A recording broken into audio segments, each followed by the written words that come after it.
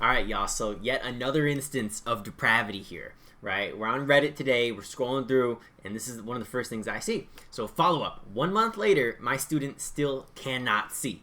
All right, we're gonna read it out here and just give some reaction, right? I mean, it's constant depravity all the time, right? So here we go. So this teacher, in support and advice, is asking the question, right? Some of you may remember my student whose mom didn't return calls regarding her son's inability to see 2 feet in front of his face. I reported back at the time that I finally got him to see the nurse for a vision screening, which confirmed he very much can't see. That day, the nurse trapped the mom during school pickup, reported that her son very much can't see, and sent her an email with all the resources for free and low-cost vision health. That was a month ago, and nothing has changed. Why would it change, right? Why would it change? And I spoke with the nurse about it, who said there's nothing to be done. It's not a neglect thing at this point. I am very confused by this, right? I told her I disagree, that it seems even more like a neglect issue at this point, since now we know the mom knows he cannot see. I asked the nurse her reasoning, and she kind of shrugged. I won't let this go. How can I live with myself if I did? And I'm ready to call CPS. I just can't see how this is not a neglect issue. Anyone know the possible reasoning behind the nurse's assessment? Am I missing something? Right? Edit to clarify based on many responses. I'm not asking if it's okay for me to report this, and I understand I do not need anyone's permission or approval to do so. I've been a high school teacher for 2 years, whereas the nurse has been doing this for 12 years. So I'm just trying to confirm that, as far as this teacher community knows, there's no legitimate reason to see this as anything other than medical neglect, right? Okay, wow. Check that out, right? I mean, this happens all the time, right? I can think to my classroom. I have a couple students, right? They literally cannot see, and it's the same instance, right? You send them to the nurse, and you just pray. You're like, please get some glasses, right? And, you know, this is how it works in most places, is if a student cannot afford glasses, or, you know, they're blind for whatever reason, one, they'll get the referral. And it's like, look, maybe I can't afford glasses. You get the paperwork to fill it out for free. Right? It's a free thing. At least in the place that I'm at anyways, it's perfectly free. Now, part of the problem is, most of the time, the parents won't fill out the paperwork. Or their kids are just not bringing the paperwork home, which is irrelevant because they get a phone call home anyways. So they should be expecting the paperwork on behalf of the parents and guardians. So that way the student can get glasses and see, because, well, their life is suffering if they can't see, right? That's medical neglect. I think so anyways, especially after you've been made aware of it. If you haven't at least consulted, an optometrist, a physician, something along those lines, and they say that, like, look, well, they can't see. It's like, no, that you probably didn't actually go to one, right? Because the nurses can tell, right? Like they'll do the little thing or whatever, unless the kid's just flat out lying that they can't see, which is an issue as well. You know, sometimes classes, students will just say, well, I can't see because I can't see, right? It's like, well, can you really not see, or do you just want to sit by your friend, right? So I think it's a fine line there. But I think in a lot of instances, most of the time, kids aren't lying, right? If they can't see, they can't see. And you got to get them some glasses. And so, to me personally, I would say that is medical neglect. And a couple things I would recommend in the meantime, while you try to traverse this, is doing the following here. So I got a little list. The first one I would do is I'd put them in front of the class, at the very front of the class. And, you know, maybe it's not helping, right? I mean, if they can't see 2 feet in front of them, I don't really know how much that's going to help. But it can at least keep them more engaged auditorily. So maybe they can hear the audio a little bit better.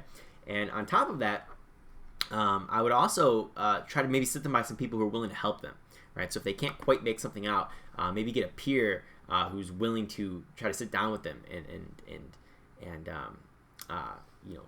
be willing to help them if they need it, right? And it doesn't have to be like a you tell them type thing, like that they got to do this. It's like, no.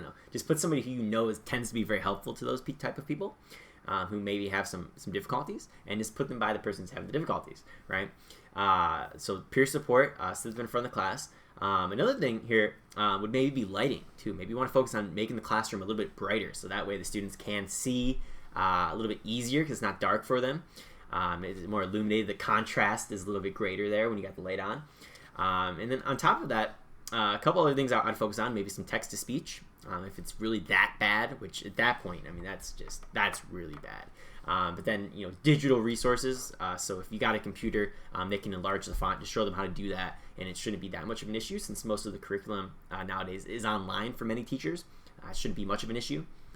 But then one of the last things I would do, or actually one of the first things I would do in this situation, after you've tried all of that and you're just waiting in the meantime, you got to give these parents an ultimatum. Now, I don't know if your administrator is giving these parents an ultimatum. I don't know if the nurse is doing this. It clearly doesn't sound like they are. But you yourself should be giving them an ultimatum, right? Say, you need to get glasses for your kid. This is not optional, right? I've already called CPS, right, about this because I've reached out to you 100 times and you're not doing anything. And that's the thing too. Like, you got to reach out to the parents multiple times, right? Like I would probably reach out to them, 2 times, right? Like the first time, which was with the nurse and was with you, he said, look, your student can't see, right?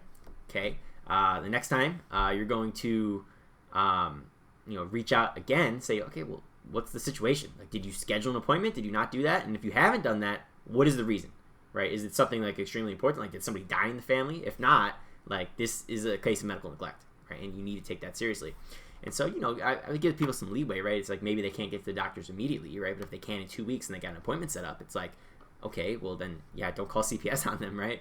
But I think the timeline does matter here. But since you mentioned, the mom didn't return calls regarding her son's inability to see, and it's just been like a constant issue. It's like, look, dude, you got to get something done about this, right? And like one of the things I'm sick of is like kids just not getting the healthcare or the education that they deserve because the parents are just simply not doing their job as parents, right? And I get it, things can be hard, things can be difficult, right? But when you have resources at your disposal and you're just willingly not taking advantage of them, now for whatever reason that is, I don't care. The fact is, it's like that's a form of neglect, right? Because your kid just can't be blind their entire life, right? Until they're 18 and get their own glasses. I mean, that's just insane.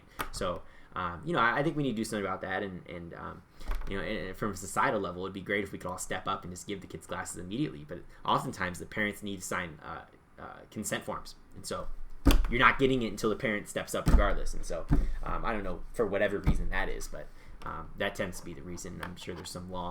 I don't know if it's HIPAA or what, but yeah, that's my 2 cents. And so we can see what other people are saying as well. As I read through this thread just a little bit here, and it says it's people will call it CPS. We got neglect, mandated reporter, sense activated, neglect to me. We got it's infuriating, right? Let's see here. Once I had a student who could not hear very well because his ears were plugged with wax, right? That might have been something going on. The nurse could never see into his ears because of his wax plugs, right? I mean, so that's a very real issue, So you could say this poor kid not had only hearing problems, speech problems. We asked his mom over and over again to get his hearing checked, and she was providing information for resources. She never did anything. I made a report to CPS for medical neglect. I think a few others in the school did the same. Nothing came of it. All that there is to say to that is yes, you absolutely should file a report with CPS, but unfortunately, it is highly unlikely that anything will come of it. That's another thing too. People mention that, and so you get all the people saying medical neglect down here, but and call CPS, and it's like, yeah, that's probably what you should do. But in the same breath, you got to remember the CPS probably isn't going to do anything. And so that's why I would, again, like I mentioned, take it a step farther and say, give the parent an ultimatum. Like, dude, you're going to have to, I don't know, call the police on them or something, and like a non-emergency line, and be like, look, dude, like this kid's just not getting, like, you got to scare them, because otherwise they're not going to take things serious. And, I think when it gets to that point, most of the time the parents will shape up, right? I mean, it's like a one-time thing, right? Just get your kid glasses, man. We don't worry about it for the next year. But, sometimes this is, unfortunately, the route that we have to go. Right, because CPS does not take things seriously at all. I've called them many, many times, and they've done absolutely nothing each time. So it's like, yeah, like I don't know. Like I'll give you even an example. One time I had a student who literally admitted to being choked out till he saw stars. So things went black by his mother. The mother admitted to it, right, and CPS still did nothing. And she admitted to it in front of a caseworker, 3 teachers. A principal and another, I'm gonna guess another mandated reporter, somebody in the education sphere. So craziness all around. And I don't know. I just wish things would get better. Hopefully the kid gets the care that they need, and that's what we can strive for at the end of the day. So thank you very much, ladies and gentlemen, and we'll talk to you later. Remember, follow me on social media. Be sure to hit that subscribe button if you enjoyed, and we'll talk to you later. Bye bye.